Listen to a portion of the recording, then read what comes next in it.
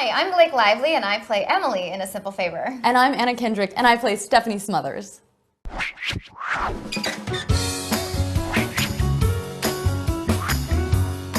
Oh God, I'm nervous. I'm actually nervous.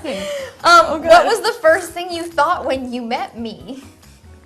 Oh my God. Well, the first time I met you, we were like 18 or 19. Yeah. And I remember being nervous when I met you. We met through friends, and I was right after the premiere of Rocket Science. Yeah. And you were just so good, and I was just like, oh, you're so funny and sharp, and I was just like, wow, this girl's really cool. Nice. And so we met. I was nervous. What was the best thing about getting to work with me? Oh my God. The best thing about working with Blake. Where do you start? Was like, it was great to have that kind of like partner in crime vibe with you, because sometimes you work with somebody and they're great. They're really genuinely great, and like they have just a very different also kind of suck. working style, let's say. And you know, they're the kind of person that like you can't kind of like come to them in between and be like, yo, let me tell you what just happened when you were like you were doing your changeover, but like something just went down and I want to talk to you about it. So that was great. That's nice. What was your reaction when you found out we'd be working together?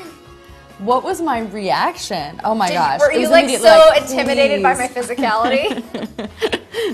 I was excited to be working with you. You know, I mean, like, yeah, I mean, like a little disappointed because I was told Dame Judi Dench was going to be the mommy blogger, which would have been interesting. It would have been great. Yeah, I know. Right? We've done like a couple things. things where we've done bits about like Cate Blanchett or Dame Judi Dench, and I'm like, I would watch that movie. I know. I would love that movie. But, no, I was especially excited because this script and this book is very much like a straight thriller, and I know Paul really wanted to make it more comedic and fun and playful, but it didn't really necessarily make sense with the script. So as soon as he hired you, I was like, oh, we're good. Like all of the comedy and the levity and the sort of like acerbic wit will come through. This is like Compliment Fest 5000. I know, this is so like... It's like 2018 Compliment Fest. So big when we walk out of here. What was the most challenging role you've ever played? That has nothing to do with me. Next question.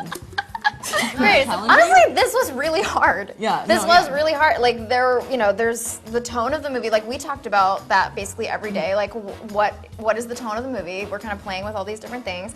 And then I basically did feel like there were times when I was like, Paul, you definitely want the audience to like the protagonist of the film, right? Like we're definitely not doing like a weird thing where the audience is supposed to be like, God, the lead of the film is awful, because you know I'm like so controlling and and all these things that like women aren't supposed to be.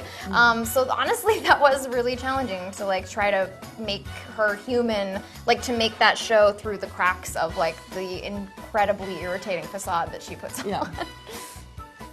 So that answer had nothing to do with you. And also, you're very pretty.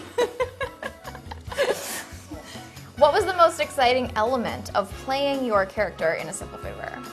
The most exciting element? Tell me, I want to know. I guess like just thinking of things that would just make my mom so uncomfortable. Really, because I just thought, well, I can sort of say whatever I want because this isn't me.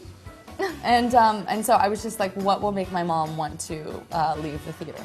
That was really fun for me. That is a great motivation. Yeah, it really was. You hear that, Mom? What were you most apprehensive about when it came to playing your character in A Simple Favor? I guess, I was on a TV show for 6 years where I played a girl from the Upper East Side who wore lots of like pretty clothes, and so this was like a fashion woman who works on the Upper East Side, and I thought, I don't really want to, I want it to be like a very different sort of look and vibe than that.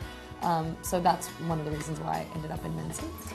I also remember the day that you told me that you had just bought that Gucci belt. This was a year ago, so she was like ahead of the trend.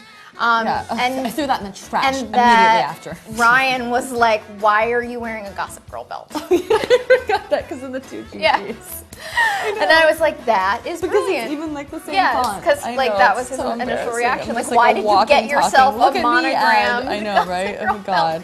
Which is amazing. If you could use any line from the movie as a personal motto, what would it be? Go right at him and he'll fuck you in the face. Yeah, that was a good one. Yeah, the powerful ones. You gotta go right at them or they'll fuck you in the face. Which is so true. Or if your head's gonna end up in a trash can, your head's gonna end up in a trash can. I did like that line. Yeah, that was a good one.